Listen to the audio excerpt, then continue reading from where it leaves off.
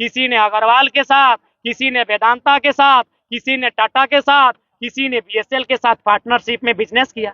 आपको बिजनेस करने के लिए भेजे थे या नियम बनाने के लिए भेजे थे? आज झारखंड के सभी लोगों को समझना चाहिए कि हमने व्यापारी नहीं, हमने एमएलए चुना था। ये तो व्यापारी बन गए और आज हमें दोष देते हैं। अब सब के सब व्यापारी हैं। आपका सारा चिट खोलेंगे 24 में, सारा चिट खोलेंगे, 1 बाय 1 चिट खोलेंगे कि आपका कहाँ जमीन है, कई गो अकाउंट है, उस जमीन की आबदार क्या है।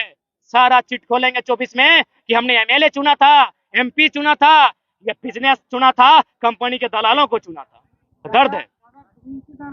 उत्तर देखिए, हम लोग सबसे पहले टारगेट करेंगे कि जहां माने बेकार सांसद पड़े, जो लोग हमारी माटी से वास्ता नहीं रखते हैं, और विशेषकर हम लोग कम से कम तो 14 में से आधा दर्जन प्लस सीटों में हम लोग लड़ेंगे। हालांकि बहुत चैलेंजिंग है, ये कहना हम स्वीकारते हैं, कहना और करना, एक नई पार्टी बन के एक नए नेता बना स्थापित करना बहुत चैलेंजिंग है।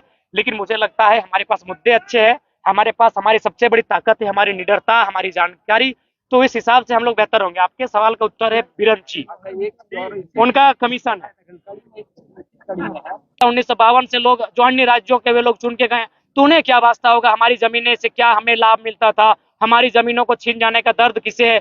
तो इसीलिए हम लोग केवल वोट बन के रहे, भीड़ बन के रहे, उसे एक नेतृत्व में तब्दील नहीं कर पाए। जबकि मेरा मानना है, अगर बोकारो विधानसभा की बात कही जाए, जहां 3 लाख के आसपास अगर वोटर्स है, जिससे मुझे लगता है 2 लाख प्लस हमारे रैयत वोटर्स है, जिसमें 1 लाख तो केवल विस्थापित वोटर है। केवल विस्थापित वोटर भी अगर एक जगह स्थापित हो जाए तो आंदोलन करने की नौबत नहीं आती। उनके बीच एक विधायक बन जाता और जीवन भर उनके लिए लड़ता। अगर एक दिन वो लड़ने के लिए आता तो अब तक इंसाफ मिल चुका था। तो हमें बोकारो में आपका वेदांता है, कहीं डालमिया है, यहीं आपका बीएसएल है, लेकिन हम अपना मेंबर ऑफ हाउस पार्लियामेंट के लिए आज तक नहीं चुन पाए। देखिए, आज हम जितना आपके सामने बात को रख रहे हैं, बेहतर बात रख रहे हैं, सुनने वाले भी बेहतर हैं और आप लोग भी बेहतर लोग हैं, लेकिन हमें एक हाउस चाहिए जहां हम रख सके, जहां बात की गरिमा हो। तो वहां हमारे लोग चुन के नहीं जा रहे हैं। इसीलिए अब हमारा 24 का ये भी लक्ष्य होगा। लोगों ने आरोप लगाया कि आप लोग आंदोलन कर रहे हैं, अब नेता बनने की क्या जरूरत है, एमपी एमएलए बनने की क्या जरूरत है। तो हम लोग बोले कि सड़क में आप कितना भी आंदोलन करें, सड़क में कितना भी रखें, जब तक हाउस में आपकी बातों कोई नहीं रखे, उसकी गरिमा नहीं बढ़ती। इसलिए अब हम लोग हाउस में जाएंगे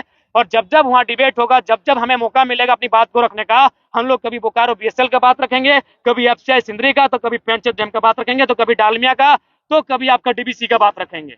देखिए, मेरा मानना है भारत एक लोकतांत्रिक व्यवस्था है और जो भी नियम कायदे कानून बनते हैं उसमें विधायिका का रोल होता है।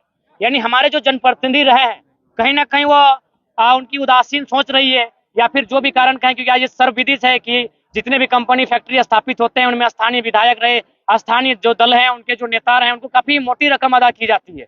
तो ये कमजोरी उनकी हो सकती है, लेकिन अब हम लोग चाहे विधायक रहे या सांसद रहे, अब हम लोग किसी के आश्रित होकर रहने वाले नहीं है, क्योंकि ये लड़ाई बार बार की है, हमारे पास अब खोने के लिए कुछ बचा नहीं है।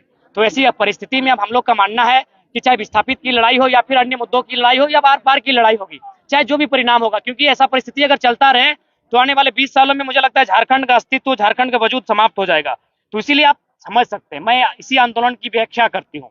ये कहीं ना कहीं दर्द का आंदोलन था। यदि दर्द का आंदोलन नहीं होता तो 50 लड़के थे, आज 5 करोड़ तक इसकी आवाज पहुंच चुकी है। इसका मतलब सीधा है, ये समय का आंदोलन था, नियति का आंदोलन था, ये हम लोगों का आंदोलन नहीं था। नियति समय चाहती थी कि दर्द लोगों के लिए कोई आवाज बने, एक आंदोलन हो और जितने शोषित वंचित लोग हैं वो एक जगह आए और इस बार आखिरी अपनी जो अंतिम निर्णायक लड़ाई उसे लड़ सके। बिहार तत्कालीन बिहार जो था